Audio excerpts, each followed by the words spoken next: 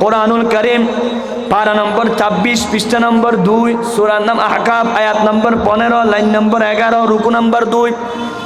আল্লাহ রাব্বুল আলামিন বলেন, তুমি যখন দুধের বাচ্চা থাকো তখন তোমার আম্মা তোমাকে কি কষ্ট করে দুধ পান করাইছে, তুমি জীবনে কোনোদিন মায়ের সাথে বেয়াদবি করবে না। ওয়া ওয়াসাইনাল ইনসানা বিওয়ালিদাইহি ইহসানা হামালাতুহু উম্মুহু কুরহান ওয়া ওয়াদাআতুহু কুরহা ওয়া হামলুহু ওয়া ফিসালুহু 30 শাহরা। আল্লাহু আকবার। আল্লাহ রাব্বুল আলামিন বললেন, দুনিয়ার মানুষ উপদেশ দিচ্ছি, জীবনে কোনোদিন মা বাবার সাথে বেয়াদবি করবে না। বিশেষ করে তোমার মা দীর্ঘ 10 মাস তোমাকে পেটে রেখেছে। তোমার মা একটা 2 কেজিওয়ালা ইট যদি তোমার পায়ে বেঁধে দে, তুমি 2 দিন হাঁটতে পারবে না, মাত্র 2 কেজি। অথচ 6 কেজি 7 কেজিওয়ালা একটা বাচ্চাকে পেটে নিয়ে তোমার মা কিভাবে নড়াচড়া করে, একটু চিন্তা করে দেখো। 10টি মাস এই মায়ের শান্তি নাই। 10টি মাস মা কষ্ট করেছেন তোমাকে পেটে নিয়ে। যেদিন দুনিয়া আসবে তুমি তো তোমার আম্মার কলিজা গিলা বের করে ফেলেছিলা, রক্তাক্ত বানাইয়া দিয়েছিলা। এমনও মা আছে সন্তানকে দুনিয়া দেখাতে গিয়ে দুনিয়া থেকে মৃত্যুবরণ করেছে, আছে কি নাই? গত 3 মাস আগে আমার একটা আত্মীয় চট্টগ্রাম পার্ক বিও হাসপাতালে সন্তান ডেলিভারি করার সময় চিৎকার মেরে মেরে দুনিয়া থেকে বিদায় হয়ে গেছে। বারবার মনে পড়ে মায়েদের কত কষ্ট।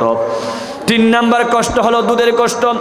বুকের তাজা দুধ দিয়ে মা সন্তানকে বড় করে। আল্লাহ বলেন, রাসূল বলেন, তুমি যদি বুকের চামড়া দিয়ে জুতা সেলাইয়া দাও, মায়ের এক দুধ তুমি পরিমাণ পরিশোধ করতে পারবে না। মায়ের রেখে দারে দুধের দাম কাঠিয়া গায়ের চাম, পাপোষে বানাইলে ঋণের বোঝা সুদ হবে না মা। এমন দরদি বাবে কেউ হবে না আমার মা। গত 3 দিন আগে শবে বরাত গেল, আমার হাতে কোরআন শরীফ। আমি শবে বরাতের দিন প্রথম ওয়াজ করেছি আমার মসজিদে। আজকে আপনাদের কারো শবে বরাত কবুল হবে না। যাদের মা বেঁচে আছেন আগে মায়ের কাছে যান, মায়ের পা ধরে ক্ষমা চান। মা যদি রাজি না থাকে, বাপ যদি রাজি না থাকে, শবে বরাত কবুল হবে না। হুজুর মা বাপ তো নাই, আমি বলো মোবাইল করো, মাকে বলো মা তুমি একটু দোয়া করে দাও, মাফ করে দাও। কাবা শরীফের ইমামও যদি কাবা শরীফে কান্দে, মা যদি রাজি না থাকে, দোয়া কবুল হবে না। আমার বন্ধুগণ, গত 3 মাস আগে আল্লাহর ঘর থেকে আসছি, মক্কা মদিনা থেকে। একটা ঘটনা আমার বারবার মনে পড়ে। বাংলাদেশের একজন হাজি চোখের পানি ফেলে বলতেছে, হুজুর আমি 9 বছর বিদেশ আসছি, 9 বছরে 8 বার হজ করেছি, উমরা করেছি। সেদিন জানতে পারলাম স্বপ্নের মাধ্যমে আমার হজ কবুল হয়ে যায়। মক্কা শরীফের একজন বড় হুজুর থেকে জিজ্ঞাসা করলাম কেন? তিনি বললেন, তোমার মা বাবা আছে নাকি? বলে আছে। যোগাযোগ আছে? নাই। কেন? আমি বিয়ে করার সময় আমার শ্বশুর বাড়ি আমাকে ভিসা দিয়েছে যৌতুক টাকা দিয়ে, শ্বশুরের টাকা দিয়ে বিদেশ আসছি। আমার স্ত্রী নিষেধ করেছেন, তোমার মা বাবা তোমাকে বিদেশ যাওয়ার সময় 1 টাকা দেয় নাই, তাদের সাথে যোগাযোগ করবে না। আমি বেগমের কথা ধরে, স্ত্রীর কথা ধরে 8টি বছর আমি মায়ের সাথে যোগাযোগ করি নাই। যেহেতু ভিসার টাকা দিয়েছে শ্বশুর আব্বা, পাসপোর্ট দিয়েছে শ্বশুর আব্বা, শুধু শ্বশুর আব্বার সাথে যোগাযোগ করেছি, স্ত্রী মায়ের সাথে যোগাযোগ করি নাই। 9টি বছর আমি মায়ের সাথে যোগাযোগ না করার কারণে 8 বছর হজ করেছি, একটা হজও নাকি আবার কবুল হয় নাই। এখন আমি আর মক্কা শরীফে থাকতে পারবো না। এমন একটা মারাত্মক রোগ হয়েছে, ডাক্তাররা পরীক্ষা করে দেখতেছে ক্যান্সার। ওই ক্যান্সার রোগ যখন হলো, এবার স্ত্রীর কাছে ফোন করতেছে, তোমার আব্বা ভিসার টাকা দিয়ে বিদেশ পাঠাইছে, আমি এখন ক্যান্সার মনে হয় টিকতে পারবো না, চলে আসবো। স্ত্রী বলতেছে আসার সময় কিছু খাঁটি স্বর্ণ নিয়ে আসবা, স্বর্ণের বার। শাশুড়ি বলতেছে আমার জন্য বোরকা নিয়ে আসবা। শ্বশুর বলতেছে আমার জন্য বড় বড় লাইট নিয়ে আসবা, টিপবাতি। হঠাৎ মাকে একটা টেলিফোন করলো, মা চোখের পানি ফেলে বলে, 9 বছর পরে জাদু, কেমনে খবর নিলি? মায়ের কথা বলার পরে সন্তানের চোখের পানি, মায়ের চোখের পানি। মা বলতেছে আব্বু তুমি সুখে থাকো, কখন আসবা বলো? বলে মা আমি 1 মাস পরে আসবো, তোমার জন্য কিছু আনতে হবে নি। মা বলতেছে বাবা কিছু লাগবে না, 9 বছর পরে একবার মা ডাকে সোজ করি যে ঠান্ডা হয়ে গেছে। আল্লাহরে পরে নবী আমার, তারে পরে মা জননী, মাঝে আমার নয়নের মনি। আপন বলে যারে জানো সে তো আপন না, আপন আমার মা জননী, অন্য কেহ না। আমি সবে বরাতের দিন মসজিদে বলেছি, যাদের মা বাবা আছে আগে মা বাবার কাছে যাও। মসজিদে আগে আসার দরকার নাই, আগে মা বাপ রাজি করো, না থাকলে টেলিফোন করো। মা বাপ নাই কবরস্থানে যাও, কারণ সন্তান কবরস্থানে গেলে মা বলে খুশি হয়।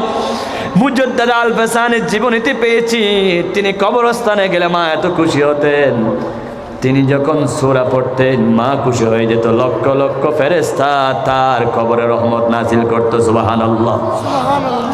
মাকে একদিন স্বপ্ন দেখলেন, মা চোখের পানি ফেলে বলতেছে, আব্বু তুমি আমার কবরে আসলে সারাক্ষণ কোরআন শরীফ পড়ো, 5টা মিনিট কোরআন শরীফ না পড়ে দাঁড়িয়ে থাকিও।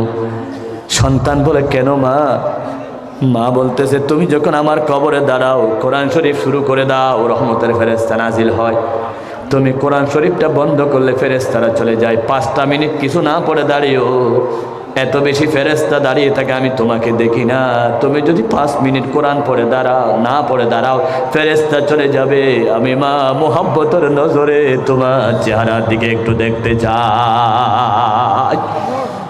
কি নিঃস্বার্থ ভালোবাসা মায়ের ভালোবাসা, পৃথিবীতে কোনো কিছু দিয়ে পরিমাণ করতে পারবেন না। আমার নবীর শ্রেষ্ঠ আদর্শ হলো জীবনে মায়ের মনে আঘাত দিও না। আল্লাহর নবী মায়ের পেটে থাকা অবস্থায় 10 মাস পেটে ছিলেন, একদিনের জন্য মাকে লাথি দেয় নাই, কষ্ট দেয় নাই। কেমন নবী আল্লাহ আমাদেরকে দিলেন, মায়ের পেটে পর্যন্ত কষ্ট দিল না। আম্মা জানা আমেনা বলেন, আমার বাচ্চা যখন আমার পেটে ছিল, আমি যখন আমার বাচ্চাকে নিয়ে পুকুর থেকে কূপ থেকে পানি তুলতে যেতাম, আমার বাচ্চা মুহাম্মদ আমার পেটের মধ্যে আমার এমন শান্তি নাজিল করেছে, 100 হাত নিচের পানি 100 হাত উপরে চলে আসতো। আল্লাহ রাসূল যেন পেটের ভিতরে ঘোষণা দিলেন, আমার মা 100 হাত নিচে গিয়ে পানি আনতে কষ্ট হবে, সেজন্য নবীজির উসিলায় আল্লাহ রাব্বুল আলামিন মায়ের কষ্ট দূর করে দিতেন। অন্যান্য মহিলারা আমাকে ধরে রাখতো, একটু দাঁড়াও আমরা পানি নিই, তুমি যদি চলে যাও পানি আবার নিচে চলে যাবে। কেমন নবী আল্লাহ আমাদেরকে দিলেন, যেই নবী পেটে থাকা অবস্থায় পর্যন্ত মারে কষ্ট দিল না। যেই নবী উম্মতদেরকে বারবার ওসিয়ত করেছে, মাকে কষ্ট দিও না। আমার নবী জীবনের শেষ ভাষণ, বিদায় হজ্জের ভাষণ যখন দিলেন, রাসূলুল্লাহ ভাষণ দিয়ে যখন জবলে রহমত থেকে নেমে মক্কা শরীফে যাচ্ছে, মদিনা শরীফে যাচ্ছে, রাসূলুল্লাহ আগে গেলেন মায়ের খবরে, এত জোরে চিৎকার মেরে কাঁদতেছেন। সাহাবা ইকরাম বলতেছেন, হুজুর আপনি কাঁদেন কেন? সাহাবীরও কাঁদতেছেন, আবু বকর ওমর উসমান সবাই কাঁদতেছে। রাসূল বলেন, তোমরা কেন কাঁদো? আমি কাঁদি আমার মায়ের জন্য। সাহাবারা বলেন, আপনি যখন কাঁদেন আমরা সহ্য করতে পারি না। আমার রাসূল বিশ্ববাসীকে আদর্শ দেখাইয়া দিলেন, মায়ের কবরে অজর নয় কান্দো, বাবার কবরে কান্দো। তুমি যখন তোমার মা বাবার কবরে কাঁদবা, তোমার সন্তানও তোমার কবরে কান্না করবে। তুমি যখন তোমার মা বাপকে ভুলে যাবা, তোমার সন্তানও তোমার মা বাপকে ভুলে যাবে, তোমাকে ভুলে যাবে। আমার নবীর কেমন আদর্শ, ছোট্টবেলায় মাকে পেটে কষ্ট দেয় নাই, জীবনে কোনোদিন কষ্ট দেয় নাই। নবীজি মায়ের দুধ খাওয়া অবস্থা, বাম দুধ খান নাই, ডান দুধ খেয়েছেন, মায়ের হক রেখে দিয়েছেন। হাদিসের মধ্যে আছে রাসূলের আদর্শ, নবীজি দুধ খাওয়া অবস্থায় একদিন রাসূলুল্লাহর কাপড়টা হাঁটুর উপর উঠে গেল, এত বেশি কান্না করতেছেন। আম্মা জান হালিমা আস্তে করে কাপড়টা নামাইয়া দিলেন, রাসূলের কান্না বন্ধ হয়ে গেল। মাত্র 5 দিনের বাচ্চা, 5 মাসের বাচ্চা হাঁটুর উপর কাপড় তুললে আল্লাহর নবী কখনো সহ্য করতেন না। কেমন চরিত্র ছিল, কেমন আদর্শ ছিল। ছোট বাচ্চা হাঁটুর উপর কাপড় তুলতেন না। আজকে আমাদের দেশে 80-90 বছরের মানুষ পসরা বাসছে রাস্তায়, কাপড়টা তুলে মারে দিয়েছি, আছে কি নাই? বাঘ বিচার বলতে কিছু নাই। চরিত্র শিখুন, আদর্শ শিখুন। আল্লাহ নবী হচ্ছে বাচ্চাদের জন্য চরিত্র, নবী স্বামীদের জন্য চরিত্র।